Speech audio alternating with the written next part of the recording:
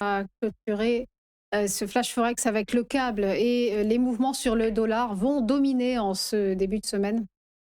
Oui, bah, comme toutes les paires évidemment, donc à cause du conflit en Iran, hein. Alors dès demain, on aura par contre la publication du budget annuel par le Trésor britannique, hein, et bien sûr, il y aura aussi le rapport de l'emploi américain qui va influencer la paire à la fin de la semaine, hein. Alors pour cette annonce du budget donc par le chancelier de l'échiquier, hein, le Spring Statement n'est pas anticipé par les traders pour être un market mover, hein, parce que peu de changements sont attendus, que ce soit dans les taxes ou dans les dépenses, hein.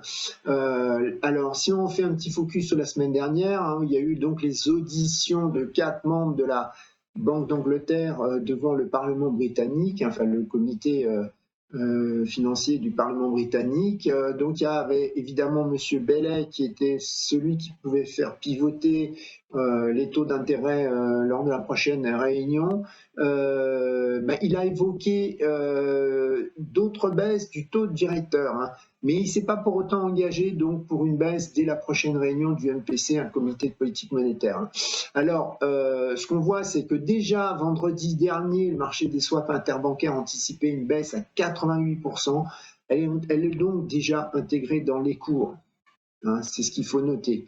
Alors, si on regarde du côté analyse technique, la paire elle a évolué dans un range qui est 2 fois plus grand que l'eurodoll. Donc, la semaine dernière, ça faisait 136 pips de range, hein, et elle a terminé au même niveau que le vendredi d'avant à 10 pips près. Donc, un trading range horizontal. Ce matin, on a aussi une chute comme l'eurodoll de 100 pips avec le conflit iranien, hein. Alors là, on a attaqué la moyenne mobile 100 jours, hein, donc qui pouvait servir de support, donc un 33,93, hein.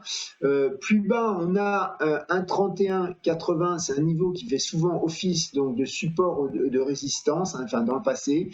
Il a servi de support par 3 fois en 2025. Côté résistance, on a un 36,10, c'est une résistance intermédiaire qu'on a vue en mai dernier et qui a donc souvent été une zone de retournement de juillet 2021 à février 2022. Plus haut encore, on a un 37,33, c'est aussi, je pense, une résistance intermédiaire. C'était le plus haut du début février. Merci beaucoup, Philippe Termy, pour votre analyse. Belle journée à vous et belle semaine. À suivre le point bourse. À tout de suite.